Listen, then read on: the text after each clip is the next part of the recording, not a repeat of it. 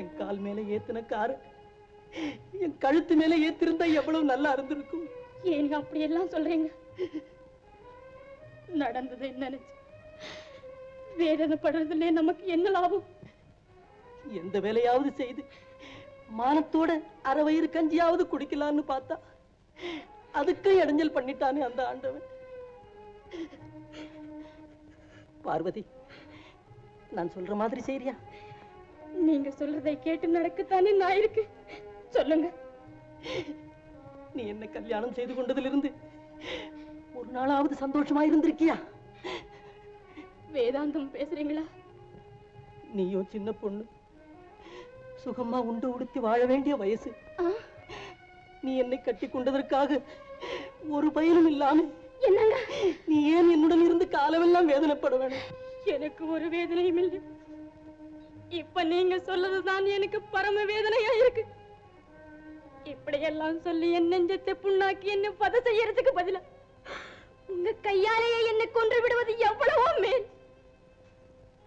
நம்ம இருவரும் அன்பும் பாசமும் உங்களுக்கு மறந்து போச்சா?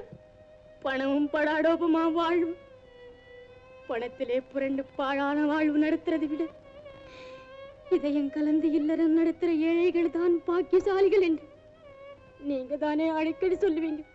உங்களோடு இணைந்திருந்து கௌரவமா குடும்பம் நடத்துற உங்க மனைவிடம் நீங்க இப்படி எல்லாம் பேசலாமா? இன்பத்திலும் துன்பத்திலும் வெற்றியிலும் தோல்வியிலும் கணவனுக்கு கை கொடுத்து நிற்பவளுதான் குலப்பெண். கணவன் தான் அவள் கண்ட தெய்வம். கற்புத்தான் அவளை காக்கும் கவச்சம். என்னை தேற்ற வேண்டிய நீங்க மனம் கலங்கி இப்படி பேசலாமா? பார்வதி, என்னை கைவிட்டுட மாட்டியே? உயிரை விட்டு விடுவதற்கு உடல் சம்மதிக்குமா? நீங்க தானே என் வாழ்வின் ஜீவன். பார்வதி,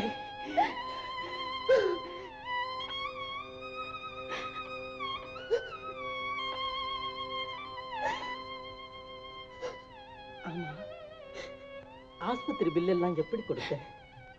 நான் கொடுக்கலையே. பணம் கட்டியாச்சுன்னு ஆஸ்பத்திரியில சொன்னாங்களே, பின்ன யார் கொடுத்திருப்பா?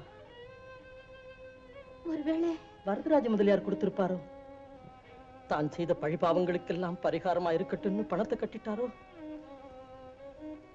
பார்வதி, எப்பாடுபட்டாகிலும் அந்த பணத்தை நம்ம திருப்பி கொடுத்தாகணும். அப்பதான் நம்ம குடிக்கிற கஞ்சி உடம்புல ஒட்டும். அப்படியே செய்வோம். விற்காதது வித்தாவது கொடுத்துடுவோம். இல்லையம்மா, இல்லை. அப்படிப்பட்ட பாவி இல்லையம்மா இந்த வரதராஜன்.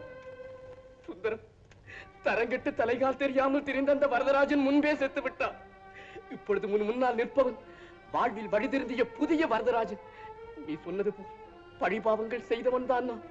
அநியாயமாக உன்னை வேலையிலிருந்து நீக்கியவன், உன்னை அங்கையனமாக்கியவனும் நான் தான் சுந்தரம். அதற்காக நான் வருந்தி வருந்தி வேதனைப்படுகிறேன். நீ ஒன்றும் வித்தியாசமாய் நினைக்காது. உத்தமர்களான நீங்கள் இருவரும் இப்படி கஷ்டப்படுவதை என்னால் சகிக்கவே முடியாது. உன்னை கெஞ்சி கேட்கிறேன், மறுபடியும் என்னிடமே வந்து நாளைக்கு வேலையில் அமர்ந்து விடு. மறுக்காது. வருகிறேன் சுந்தரம். வர்றேம்மா.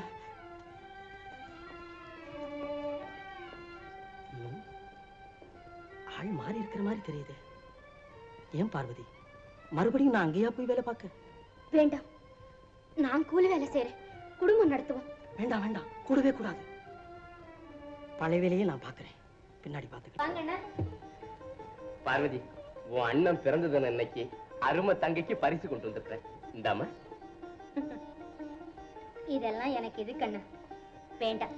பார்வதி, என் மன திருப்திக்காக இதை ஏற்றுக்கொள்ளத்தான் வேணும். உங்க அன்பு ஒண்ணு இருந்தா போதுமே, சன்மானம் எதுக்கு? அப்படி சொல்லாரு. நீ இதை வாங்கிக்கத்தான் வேணும்.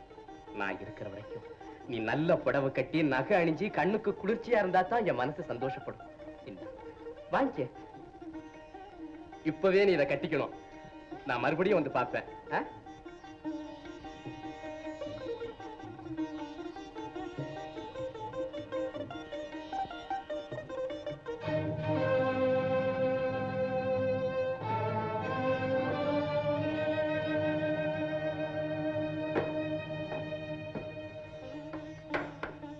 வரதராஜ அண்ணாவுக்கு இன்னைக்கு பிறந்த நாளா? இதை கொண்டாந்து எங்கிட்ட கொடுத்துட்டு இப்பதான் வெளியே போறாங்க. நீங்க பாக்கலையா? இந்தாங்க. பார்த்தேன். பால் பாயாசம் வச்சு கொடுத்து அனுப்பி இருக்க கூடாது நீ. ஏன் அதுக்குள்ள போயிட்ட?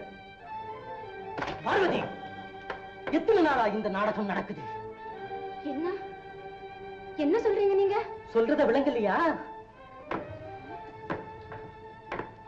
இப்படி வந்து போக வசதியா இருக்கும்னுதான் வரதராஜ முதலியார் என்ன வேலைக்கு சேர்த்துக்கிட்டாரோ? யாரும் சந்தேகப்படாமல் இருக்கத்தான் அண்ணன் தங்கை இன்னும் உறவும் வச்சுக்கிட்டீங்களோ? எதுக்கு இந்த கண்ணாமூச்சி விளையாட்டு? நான் தான் உனக்கு முதல்ல சொன்னேனே, உனக்கு பிடிச்ச ஆளோடு சேர்ந்து மாளிகையில தங்கி மஞ்சத்திலே புரண்டு குஞ்சு குலவி ஊரறிய உல்லாச வாழ்க்கை நடத்துன்னு. அதை விட்டுட்டு திறமரவிலேயே இந்த கபட நாடகம் போடணும். சுவாமி, உங்கள் வாயால் இப்படியெல்லாம் சொல்லாதீர்கள், அப்படியெல்லாம் சொல்லாதீர்கள். உங்கள் தர்மபத்தினியை சந்தேகிக்காதீர்கள். நீயா தர்மபத்தினி?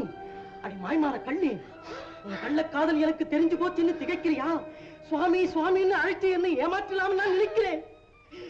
என் கண்ணிலே மண்ணை தூவத்தானா கனிமொழிகள் பேசி பசப்பினேன். அம்பிகா,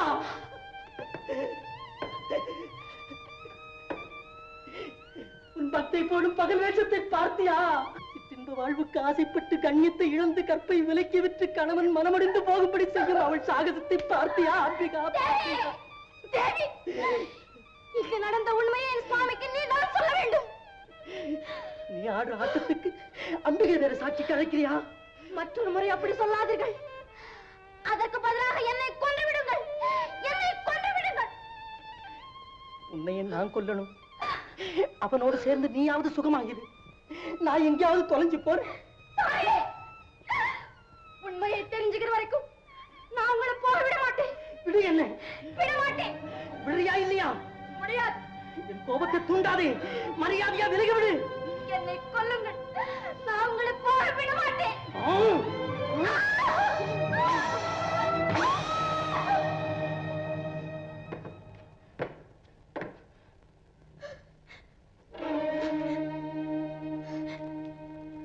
சுந்தரம், என்ன இதெல்லாம்?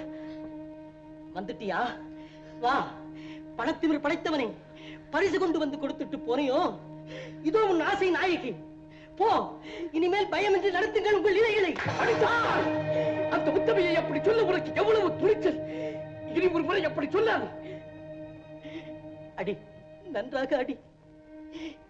நான் இந்த உத்தம பத்தினியை கட்டிக் கொண்டதற்கு நீ ஒரு கண்ணத்தில் மட்டும் அடித்தது போதாது, மறுகண்ணத்திலும் அடி. அடி. ஏன் மலைக்கிறேன்?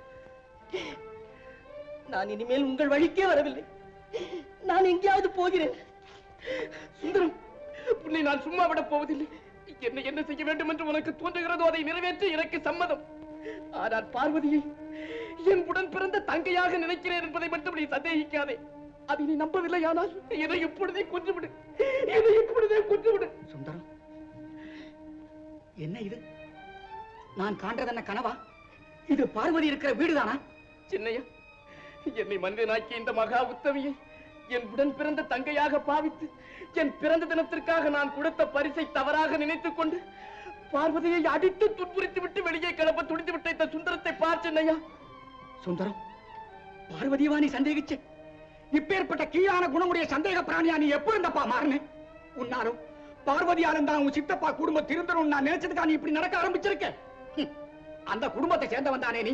அந்த வாசனை லேசில போகுமா? இந்த கற்புக்கரசி மீது சந்தேகம் வரலாமா உனக்கு? பார்வதி மேல பழி சொல்றவங்கள இந்த பூமி பொறுக்காது. பார்வதி மேல அநியாயமா சந்தேகம் கொள்ற நீ ஒரு பத. அப்போ ஊர்ல பேசுறதும் என் காதுல விழுகிறதெல்லாம் பொய்யா? அடச்சே, காதலை விழறல சத்திய வாக்கு நினைச்சிட்டியா? சுந்தரம், இந்த சண்டாள சமூகம் நல்லவர்களை இகழும், நாசகாரர்களை புகழும் உனக்கு தெரியாதா? பார்வதி உன்னை ஏமாத்தணும்னா எப்பவே செஞ்சிருக்கலாமே.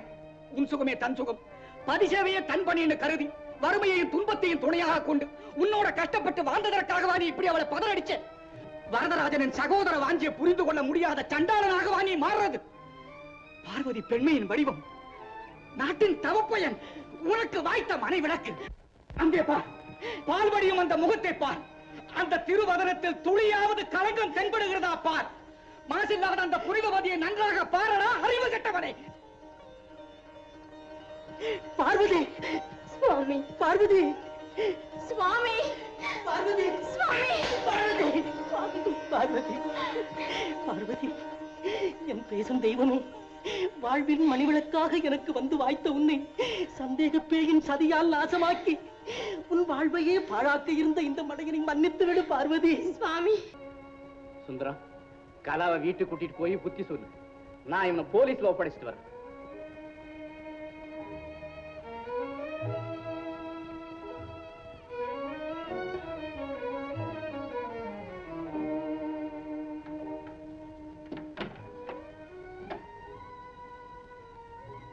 வம்சத்துக்கே களங்கம் ஏற்படும்படியான காரியம் நடக்க இருந்தது. வீட்டை விட்டு வெளியேறி மனம் போன போக்கிலே சுயேட்சையா சுற்றித் திரிய நினைச்சா இப்படித்தான் ஏற்படும் கலா. இன்னைக்கு நடந்த ஒண்ணு போதுமே ஆயுசு வரைக்கும். இனிமேலாவது புருஷனுக்கு அடங்கி புத்திசாலித்தனமா வாழ்க்கையை நடத்து. இனிமே அவரோட என்னால வாழ்க்கை நடத்த முடியாது அண்ணி. அப்படியெல்லாம் சொல்லப்படாதம்மா. பின்ன மாட்டு அடிக்கிற போல என்ன அடிக்கிற ஆம்பளையோட நான் எப்படி அண்ணி வாழ்க்கை நடத்துறது? அவனை நீ எதிர்த்து பேசி ஏற்கு மாறா நடந்தா அவனுக்கு கோபம் வராதா? அதுக்காக என்ன அடி வாங்க சொல்றீங்களா? அடங்கி நடந்த ஏன் அடிக்கிறான்? உன் தான் எனக்கு தெரியுமே. என்னங்க இப்படியா கோவிச்சுக்கிறது? கலா, குடும்பம்னா முதல்ல அப்படித்தாம இருக்கும். இப்படித்தான் இருக்கும்னா எனக்கு இந்த கணவனே வேண்டாம். நான் விவாகரத்து பண்ணிக்கிட்டு தனியாவே இருக்கேன். மூணு வாயே, இந்த ஆகாத யோசனை உனக்கு யார் சொல்லி கொடுத்தது? உன் சகவாசமும் சுதந்திரமும் உன்னை எந்த நிலைக்கு கொண்டு வந்திருக்கு பாத்தியா? கட்டிய கணவனை கைவிட்டு வாழ நினைக்கிறது குலப்பெண்ணுக்கு அழகில்லேமா. சுகமோ துக்கமோ கணவனோடு கூட வாழ்வதுதான் மனைவியின் கடமை. கட்டினவனை திருத்துறது மனைவி கையில இருக்கு.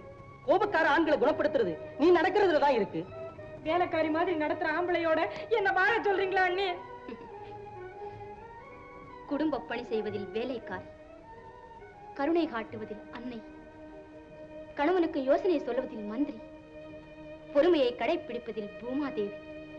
இத்தனையும் உடையவளே பெண் என்று நமது பெரியோர்கள் சொல்லி வைத்ததை நீ படித்ததில்லையா கலா? பிறந்த வீட்டுக்கும் புகுந்த வீட்டுக்கும் பெருமை தேடி தருபவள் தான் பெண். புகுந்த வீடுதான் பெண்ணுக்கு புகலிடம். நல்லதாரம் தான் இல்வாழ்வுக்கு அலங்காரம். கொண்டவன் மெச்சும்படியா நடப்பவளுதான் நல்ல பெண்மணி. கணவனுக்கு அடங்கி நடப்பவள் தான் உத்தம பெண். குடும்ப பெண்ணுக்கு வீடுதான் கோவில், கணவன் தான் தெய்வம். வீடும் விளக்கும் விளங்கும்படியாக நடக்கும் பெண்ணைத்தான் நாடு மெச்சும் கலா. அவள்தான் பெண் குலத்தின் பொன் விளக்கு. அண்ணா, என்ன மன்னிச்சிருக்கண்ணா.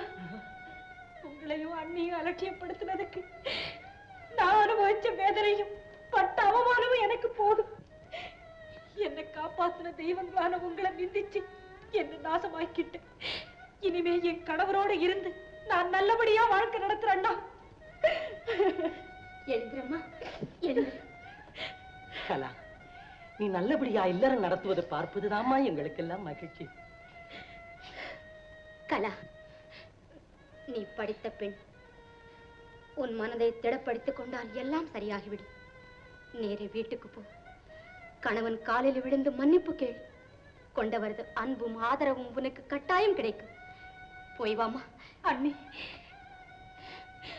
நம்ம குடும்பத்துக்கே கெட்ட பேரை உண்டாக்கி படுகுழியில விழப்போன என்ன காப்பாத்தின உங்களை நான் என்னைக்கு மறக்கவே மாட்டேன்.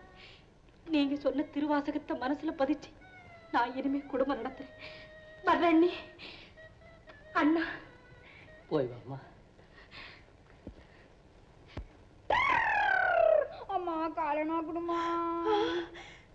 லல்லி, நீயா? கலா, உம்மா டியர் கலா, நம்ம சங்கமல எப்படி அம்மா இருக்குது? எல்லாம் நடக்குதா? லல்லி, உனக்கா இந்த கதி வரணும்? ஏன் கலா அழுவுற? என் மேல கோபமா? காட்டன் கண்ணுசாமி என்னை அடிச்சு துரத்திட்டா. நான் இப்ப எங்க போவேன்? கட்டுக்கிறதுக்கு வேற துணி இல்லை, சாப்பிடறதுக்கு சாதம் இல்லை, காப்பாத்துறதுக்கு கணவனும் இல்லை. கலா, உனக்கும் என் கதி வரணுமா? ஐயோ,